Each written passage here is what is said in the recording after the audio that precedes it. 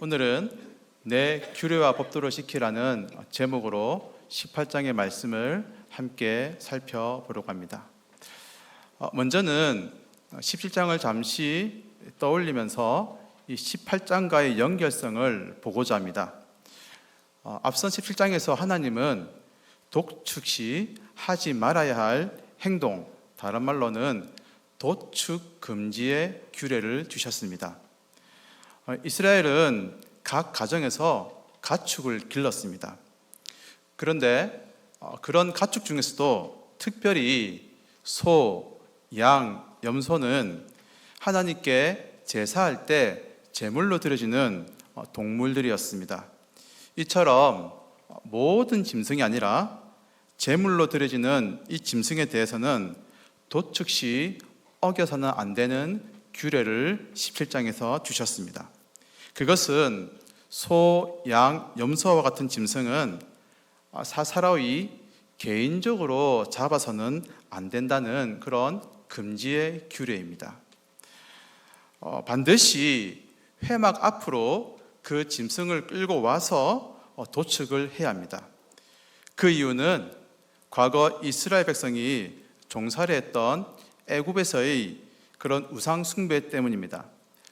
애굽에서는 이 염소가 판이라는 신으로 숭배가 되었고, 염소를 잡는 행위가 음란 행위와 우상 숭배 행위가 동반이 되었습니다. 그래서 하나님은 도축 금지의 규례를 주십니다. 이것은 과거의 행위를 너희가 반복하지 말라는 경고와 그런 범죄의 되풀이가 차단되는 것을 원하시는 것입니다.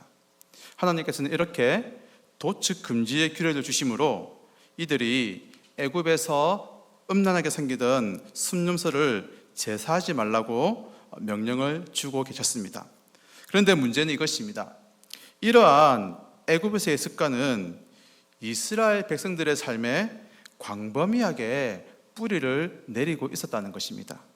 그래서 하나님은 오늘 본문의 18장을 통해서 3절에도 제가 적어 놓았지만 과거로부터 내려와 이스라엘 백성들의 삶에 남아있는 이 애굽의 풍속을 버리도록 교훈을 주시는 것입니다.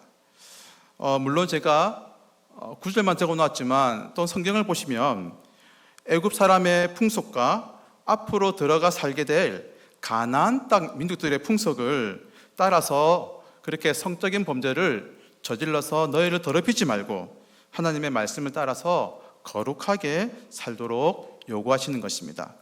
이러한 점에서 17장과 18장은 또 연결성을 지니고 있다고 볼 수 있습니다. 그런 다음 전체 구성을 보시겠는데요. 보시면 근친 간의 성범죄, 또 기타 성범죄, 그래서 하지 말아야 될 그런 성적인 범죄에 대한 규정들을 주고 계십니다. 이러한 것들은 살펴보시면 좋을 것 같습니다. 조금 더 중심적으로 볼 것이 있는데 18장에서 이건 언약 체결 방식으로 18장이 어떻게 이루어졌냐는 것입니다.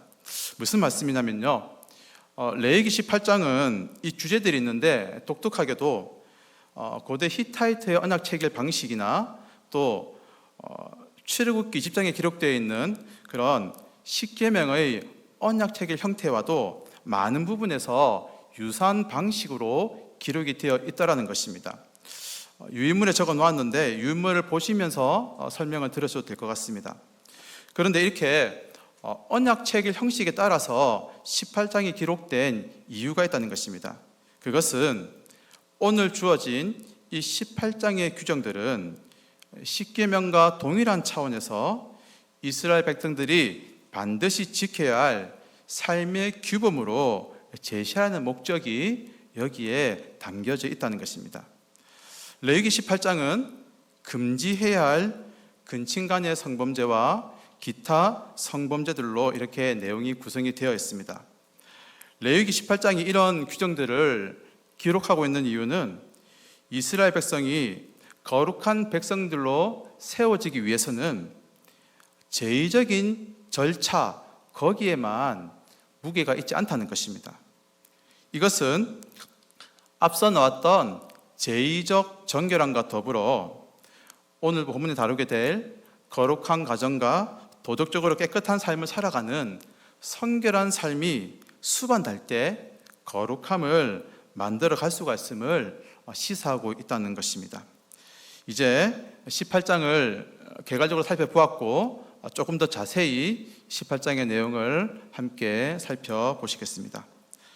먼저 우리는 오늘 하나님께서 우리에게 주시는 말씀, 내 규례와 법도를 지키라는 이 말씀이 수단이 아니라 결과로서 주어진 말씀이라는 사실을 기억하시면 좋겠다는 것입니다. 우리는 지금 주어지고 있는 이 규례와 법도를 지킴으로써 거룩해질 수가 있습니다. 그리고 여기에는 우리가 거룩해지기 위한 수단으로서 규례와 법도를 지켜야 한다는 그런 의미가 담겨져 있습니다. 물론 이 말씀이 여러분 좀 헷갈리겠지만 틀린 말은 아닙니다. 하지만 이러한 이해에는 두 가지의 그런 좀 맹점이 있는 것 같습니다. 첫째는 우리가 거룩해지기 위해서 규례와 법도를 어떻게 한다고 합니까? 지켜야 한다는 것이 모두에게 큰 부담으로 다가온다는 것입니다. 둘째는 거룩해지기 위해서 규례와 법도를 지켜야 한다는 말이 틀린 말은 아니지만 이 전제에 오류가 있는 절반의 진실을 담고 있다는 것입니다. 그래서 내 규례와 법도를 지키라는 이 말씀을 우리는 결과로 주어진 말씀으로 이해하는 것이 우리에게 더 유익하고 필요하다는 것입니다. 사실 우리가 읽었던 오늘 본문도 우리에게 그 사실을 가르쳐주고 있다는 것입니다. 나눠드린 유인물이나 성경을 보시면서 18장 2절과 5절을 우리 한번 연속해서 2절, 5절을 연결해서 함께 읽어보시면 좋겠습니다. 2절, 5절입니다. 시작. 너는 이스라엘 자손에게 말하여 이르라. 나는 여호와 너희의 하나님이니라. 너희는 내 규례와 법도를 지키라. 나는 여호와이니라. 아멘. 오늘 18장의 말씀을 보시면 순서상으로 나는 여호와 너희의 하나님이라는 말씀이 먼저 주어지고 있음을 볼 수가 있습니다. 그리고 그 다음 하나님이 주신 규례와 법도를 지키라고 말씀하십니다. 즉 내가 너희의 하나님이 되는 결과로서 너희는 내 규례와 법도를 지켜 행하라는 것입니다. 사실 오늘 본문에서 가장 많이 사용되고 있는 표현은 다름 아닌 나는 여호와다라는 그런 중심 구절입니다. 제가 유인물에도 적어 놓았지만 오늘 본문에서 6회나 사용이 되고 있습니다. 그러면 이 나는 여호와라는 그런 의미가 우리에게 무엇을 전달하는지 한번 계속 살펴보시면 좋겠습니다. 먼저는 여호와 너희 하나님, 이 표현은 바로 하나님이 구원의 하나님 되심을 말한다는 것입니다. 이는 다른 말로 출애굽의 하나님이라고 볼 수가 있는데 유인물을 보시면서 출애굽기 20장 2절 말씀 함께 읽어보시겠습니다. 20장 2절 말씀 유인물 보시면서 읽어보시겠습니다. 시작. 나는 너를 애굽 땅 종되었던 집에서 인도하여 낸 내 하나님 여호와니라. 아멘. 하나님께서는 지금 자신을 출애굽의 하나님으로서 이렇게 소개하고 있다는 것입니다. 그런데 오늘 수식어를 빼고 보시면 본문 2절에 나오는 나는 여호와 너의 하나님이라는 말씀과 거의 동일하다고 볼 수가 있습니다. 그런데 하나님께서 자신을 출애굽의 하나님으로 그렇게 계시하실 때는 그 하나님은 구원의 하나님 되심을 말하고 있더라는 것입니다. 즉 나는 여호와 너의 하나님이라는 그런 말씀은 첫 번째로 나는 너의 구원자가 된다, 그런 의미가 된다는 것입니다. 그리고 두 번째는 지금 광야의 여정을 보호하시는 하나님이라는 의미가 있습니다. 사실 출애굽 이후 우리 모두는 너무나도 설레이고 흥분되고 기대 벅차는 이스라엘 민족을 상상하겠지만 현실은 달랐습니다. 출애굽을 하고 보니까 이스라엘의 마주한 광야는 한마디로 절망의 공간이었다는 것입니다. 물 한 방울 얻을 수 없는 광야, 먹을 것도 없고 입을 것도 없고 더위와 추위로 도저히 살 수 없는 곳이었습니다. 그런데 어떻게 되었습니까? 친히 하나님이 불기둥과 구름기둥으로 보호하시고 또 메추라기로 먹이시며 반석에서 물을 내시어 마시게 하셨습니다. 그리고 또한 그들이 입었던 의복도 그 40년 동안 닳거나 떨어지지 않았던 것입니다. 하나님은 이들을 전방위로 보호하신 것입니다. 이렇게 나는 여호와 너희의 하나님이라는 이 말씀에는 지금에 이르기까지 하나님이 보호하셨다는 의미가 들어가 있습니다. 세 번째는 가나안을 얻게 하신다는 약속의 성취가 포함되어 있습니다. 지금 이스라엘 백성은 물론 레위기에서는 잠시 11개월 동안 멈춰져 있지만 현재는 가나안을 향해서 가는 그런 과정 중에 있습니다. 그런데 이 과정은 오래전부터 하나님께로부터 약속으로 주어진 것으로 하나님의 섭리 안에서 진행이 되고 있는 것입니다. 그리고 이들은 반드시 가나안에 들어가게 될 것입니다. 하나님은 약속을 성취하시는 분이기 때문입니다. 이처럼 나는 여호와다, 나는 너의 하나님이라는 이야기는 하나님께서 반드시 약속을 이루실 것이라는 그런 의미가 들어있는 것입니다. 그렇게 나는 여호와 너의 하나님이다. 이것은 곧 나는 구원의 하나님이다, 보호의 하나님이다, 약속 성취의 하나님이라는 것을 알려주시기 위해서 오늘 본문에서 그렇게 6회나 사용이 되고 있는 것입니다. 그런데 오늘 본문을 잘 보시면 이 나는 여호와라는 표현이 수미상관식으로 2절과 30절에 배치가 되어서 이 표현을 사실은 극적으로 강조하고 있는 것을 우리는 확인할 수가 있다는 것입니다. 사랑하는 여러분, 하나님은 지금 이스라엘 백성들에게 이 성적 타락과 방종에 대한 경계의 교훈을 주시면서 5절처럼 내 규례와 법도를 지키라고 말씀하십니다. 하지만 그보다 앞서 나는 여호와 너희 하나님 되시라 말씀하시면서 이 하나님과 이스라엘 백성이 어떤 관계에 놓여져 있는지, 내가 너희에게 어떤 은혜를 베푸는지를 그들이 알기를 원한다는 것입니다. 하나님은 우리를 구원하시고 여기까지 보호하시고 반드시 그 약속을 성취하시는 하나님 되심을 알려주십니다. 이처럼 자기 백성을 구원하시고 보호하시고 약속을 이루신 하나님께서 우리에게 가장 원하는 한 가지가 있다는 것입니다. 그것이 무엇일까요? 바로 레위기에 나오는 주제 거룩입니다. 하나님은 이렇게 이들에게 한량없는 말할 수 없는 기사와 이적을 베푸시고 이들을 하나님의 백성으로 삼으셔서 이제 말씀하십니다. 너희는 거룩하게 되었다. 그렇기 때문에 그 결과로서 더 거룩해져라. 내 규례와 법도를 지키라고 말씀하시는 것입니다. 사실 우리가 살펴보았던 레위기, 작년부터 보았던 레위기 1장부터 16장 그리고 17장까지는 하나님께서 어떻게 자기 백성들을 거룩하게 하시는지, 어떻게 죄인된 우리가 거룩하게 될 수 있는지를 알려주시는 말씀입니다.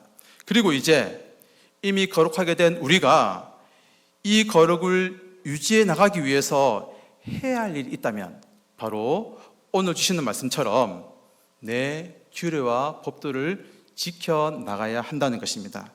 그때 이스라엘 백성들, 우리 역시도 이미 거룩하게 된 백성으로서 이 거룩을 유지해 나갈 수가 있다는 것입니다.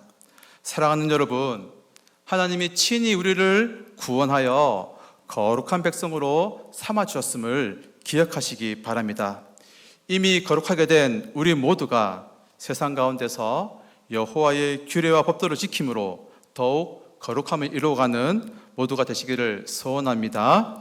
다음으로 오늘 말씀에서는 성적 방종에 대해서 주시는 경고의 말씀을 우리 마음에 새겨야 한다는 것입니다. 사실 이런 부분 우리가 참 다루기에도 공개적으로 말하기에는 그렇게 썩 쉽지는 않은 주제가 아닐까 생각을 해봅니다. 자, 그런데 하나님께서는 이 성적 방종에 대해서 심판하신다는 것입니다. 제가 유인물에 적어 놓았는데 창세기 15장 16절 말씀 우리 함께 읽어보시면 좋겠습니다. 창세기 15장 16절 말씀입니다. 시작. 내 자손은 사대 만에 이 땅으로 돌아오니 아멘이라 하시더니 아멘. 이 구절을 하나님께서 아브라함과 언약을 맺으시면서 가나안 땅에 대한 그 약속을 주시는 그런 내용입니다. 조금 더 구체적으로 말하자면 대략 430년 뒤, 그런 400년 시간이 흐른 뒤 아브라함의 자손들에게 가나안 땅을 주시겠다, 얻게 하시겠다는 그런 말씀입니다. 그런데 그 이유를 결코 지나칠 수가 없다는 것입니다. 이는 아무리 족속의 죄악이 아직 가득 차지 아니함이라. 곧 하나님께서는 아모리 족속의 죄악 때문에 그들을 가나안 땅에서 몰아내시고 그 땅을 아브라함 자손에게 주신다는 말씀인 것입니다. 그리고 이러한 아모리 족속의 죄악이 바로 레위기 18장에서 언급하는 근친상간, 동성애, 또 차마 말라 하기 어려운 여러 가지 그런 성적 방종을 가리키고 있다는 것입니다. 이처럼 성적 방종은 하나님의 심판의 대상이 된다는 것입니다. 이렇게 성적 방종에 대해서 심판하시는 하나님은 이제 이스라엘 백성에게 이 방종에 대한 경고의 말씀을 주시게 되는 것입니다. 조금 길지만요, 우리 본문 24, 25절도 함께 읽어보시면 좋겠습니다. 본문 24, 25절입니다. 시작. 너희는 이 모든 일로 스스로 더럽히지 말라. 내가 너희 앞에서 쫓아내는 족속들이 이 모든 일로 말미암아 더러워졌고 그 땅도 더러워졌으므로 내가 그 악으로 말미암아 벌하고 그 땅도 스스로 그 주민을 토하여 내느니라. 아멘. 하나님께서는 이제 이들에게 가나안 족속들이 행한 그 범죄의 결과를 알려주십니다. 그리고 그들을 거울 삼아 결코 그렇게 범죄하지 말라고 이스라엘 백성들을 향하여 경고하고 계시는 것입니다. 즉 하나님께서는 이스라엘이 가나안 족속들의 그 악한 행실과 그 행위의 결과를 보고 그들의 죄악이 하나님 앞에서 얼마나 무서운지를 깨달아 그러한 악행을 따르지 않기를 원하고 계시는 것입니다. 그러면 가나안의 어떤 죄악을 말씀하십니까? 구체적으로 바로 오늘 17장이 다루는 성적인 방종들을 말합니다. 성적으로 문란한 모습들에 대해서 하나님은 1차적으로 가나안 민족이 더러워졌다고 말씀하십니다. 그리고 2차적으로 그 땅도 더러워졌다고 말씀하십니다. 그 결과 성적인 방종으로 더러워진 그 가나안 주민을 땅이 토하여 버렸다고 말씀하시는 것입니다. 이스라엘 백성이 가나안에 들어가서 하나님의 은혜 가운데 비록 그 땅에 들어가서 그 땅을 얻었지만 그 민족들의 성적인 방종을 답습한다면 비록 하나님의 백성이라 할지라도 땅이 스스로 가나안을 토하여 버린 것처럼 이스라엘 백성들을 버리시겠다고 엄중한 경고를 하고 계십니다. 따라서 이스라엘 백성들은 가나안 족속들의 경우를 반면교사로 삼아서 이러한 성적 방종의 죄를 멀리하고 선을 행하야 함이 마땅하다는 것입니다. 그러나 여러분, 우리는 이스라엘의 역사를 알고 있습니다. 너무나 안타깝게도 하나님의 이러한 기대와 요청은 이루어지지가 않았습니다. 이스라엘은 가나안의 그 패망을 목격하면서도 이것을 깨닫지 못했습니다. 오히려 이스라엘 백성들은 가나안 족속들의 가정한 풍속을 본받았고요, 그들보다 더 방탕하고 문란해졌습니다. 결과 하나님의 진노를 촉발하게 되었고, 오늘 말씀 그대로 가나안 족속과 같이 먼저는 북왕국이, 그 다음은 남유다가 가나안 땅에서 쫓겨나는 그런 말로를 걷게 되었던 것입니다. 사랑하는 여러분, 이스라엘 백성들을 보며 우리는 어리석고 미련하다고 생각할 수가 있을 것입니다. 그러나 오늘 이 18장에 기록된 수많은 성적인 타락과 방종의 말씀들을 읽어보면 우리 시대와 너무나 흡사해서 놀라게 됩니다. 또한 내 자신의 모습도 없다고 부정할 수 없기에 마치 하나님이 나를 그대로 보시는 것 같아서 우리의 마음은 또 한 번 놀라게 됩니다. 그런데 여러분, 우리가 반드시 기억해야 할 사실이 있습니다. 하나님께서는 가정한 풍속을 따르는 너희를 땅이 토하여 내치게 되리라는 이 말씀이 광야 시대의 이스라엘에게만 주신 말씀이 아니라는 것입니다.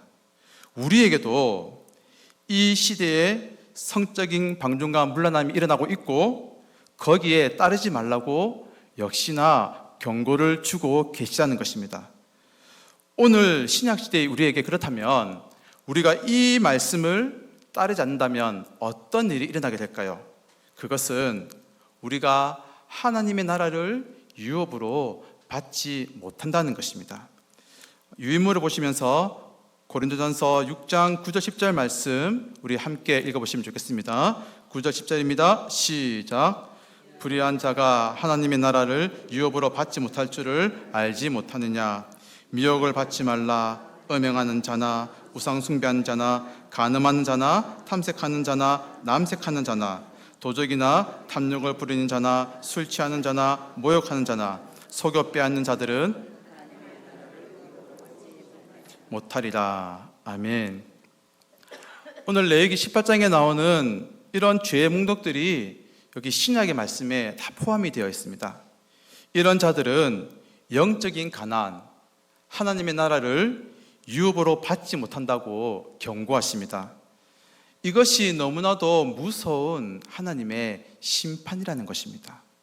물론 로마서에는 동성애와 같은 그런 성적인 문란함으로 그 몸에 상당한 보응을 받았다는 그런 말씀이 기록이 되어 있기는 합니다. 성적 방종의 대가에서 하나님은 이렇게 눈에 보이는 형벌을 내리시기도 하십니다. 그런데 성적 방종을 보시면 대부분 그 죄가 은밀하고 잘 드러나지 않습니다. 이런 경우 하나님은 눈에 보이는 징계를 내리시지만 그 징계를 직접적으로 내리지 않을 수도 있습니다. 그러나 방금 읽으신 고린도전서의 말씀처럼 음행, 간음의 죄에 대해서 그런 자들은 하나님의 나라를 유업으로 받을 수 없다고 말씀하십니다. 이 땅에서 혼나고 그렇게 심판받고 징계받으면 고치면 되고 회개하면 되지만 그날에는 결코 기회가 없을 것입니다. 돌이킬 수가 없다는 것입니다. 그래서 이 성적인 방종에 대한 말씀과 경고와 결과는 너무나도 무섭고 두렵다는 것입니다. 그리고 이제 마지막으로 한 가지만 더 살펴보고자 합니다. 오늘 우리는 이 18장을 통해서 우리에게 주신 이 가정의 고결함이 회복되는 은혜를 한번 우리가 누리자는 것입니다. 우리가 보고 있는 18장은 다양한 성적인 방종과 범죄를 금지하고 있습니다. 그리고 이러한 성에 대한 18장의 규례에는 사실 가정의 근본 원칙이 여기에 들어가 있고 제시가 되어 있습니다. 그리고 이를 통해서 18장은 오늘 이 시대에 우리가 다시 한번 가정의 고결함을 회복할 것을 우리에게 강력히 요청하고 있다는 것입니다. 그래서 인류의 시조 아담과 하와에게 주셨던 이 태초에 주셨던 가정의 규례가 18장을 통해서 어떻게 재해석되는지를 한번 살펴보려고 합니다. 우리 태초에 인류에게 주신 가정의 규례 말씀 창세기 2장 24절 말씀 함께 읽어보시면 좋겠습니다. 시작. 이러므로 남자가 부모를 떠나 그의 아내와 합하여 둘이 한 몸을 이룰지로다. 아멘. 창세기 이 말씀은 가정에 대해서 항구적으로 지켜야 하는 말씀으로서 오늘날도 적용이 된다는 것입니다. 그리고 18장을 보시면 18장에 나오는 모든 이 금지된 성적 행동은 아내가 아닌 다른 대상이 될 때 이것이 범죄가 됨을 전제하고 있습니다. 곧 이것은 아내가 아닌 다른 방법으로 성적인 행동들이 죄가 된다는 것입니다. 그리고 이것은 18장에 나오는 일부 다체제를 배격함으로써 일부 일처제를 지지해주고 있다는 것입니다. 그렇게 이렇게 18장은 성에 대해서도 동성애를 배격하는 말씀, 제가 적어도 놓았는데 18장 22절에 보시면 여자와 동침한 같이 남자와 동침하지 말라. 그리고 또한 이 성은 남녀 관계가 되어야 함을 말하고 있고요. 또 네 번째로는 이러한 성적인 그런 모든 것들은 인간 대 인간으로서 그런 지켜야 할 것을 말하면서 창세기 2장 20절에 나오는 그 말씀을 이성적인 성관계와 인간끼리의 모든 것으로서 재해석해주고 있다는 것입니다. 이것을 살펴본 이유가 있습니다. 조금 말하기는 어렵지만 사실 오늘날 우리는 가정이 많이 파괴되고 있는 모습들을 지켜보고 있습니다. 물론 가정의 파괴에는 다양한 이유가 있을 것입니다. 다 알 수는 없습니다. 하지만 가정 파괴의 많은 이유 중에 하나가 성윤리의 붕괴, 부재임을 부정하기는 우리가 쉽지 않다는 것입니다. 그런데 문제는 성윤리가 무너지면 가정이 무너지며 이는 개인의 문제와 더불어 사회 전체가 흔들릴 수 있는, 무너질 수 있는 방향으로 흐르게 된다는 것입니다. 그렇기에 성적인 부분에 대해서 부끄러움을 모르는 악한 시대를 살아가는 우리 성도는 더욱더 생명을 걸고 하나님의 말씀에 순종하는 태도와 자세를 지녀야 할 것입니다. 우리의 가정이 믿음 안에서 행복하기 위해서는 여러 가지가 있어야 할 것입니다. 그러나 확실한 한 가지는 하나님은 거룩한 가정에 하나님의 복과 평안을 주신다는 것입니다. 오늘 주신 이 18장의 말씀을 잘 간직하여 거룩한 가정을 이루어가는 복된 모두가 되시기를 소원합니다. 이제 한번 오늘 18장의 말씀을 정리해 보겠습니다. 우리가 거룩하게 되었기에 하나님이 우리에게 베푸신 그 은혜를 늘 기억하며 하나님의 규례와 법도를 지킵시다. 또한 성적 방종에 대한 경고를 지키는 가운데 우리 모두가 하나님의 나라를 유업으로 얻는 그런 은혜를 누리기 원합니다. 또한 모든 성도의 가정이 창조 때 주신 그 가정의 고결함을 지키며 회복해 나가는 가정들 되시기를 바랍니다. 우리 함께 이 레위기 18장에 주시는 말씀을 나에게 주시는 말씀으로 믿는 마음으로 마지막으로 30절 말씀 함께 읽고 마치시면 좋겠습니다. 30절입니다. 시작. 내 명령을 지키고 너희가 들어가기 전에 행하던 가정한 풍속을 하나라도 따름으로 스스로 더럽히지 말라. 나는 너희 하나님 여호와이니라. 아멘. 사랑하는 여러분, 이미 거룩하게 된 우리에게 주신 규례와 법도를 지킴으로 말미암아 세상 가운데서 더욱 거룩함을 이루어 나가는 복된 모두가 되시기를 간절히 소원합니다.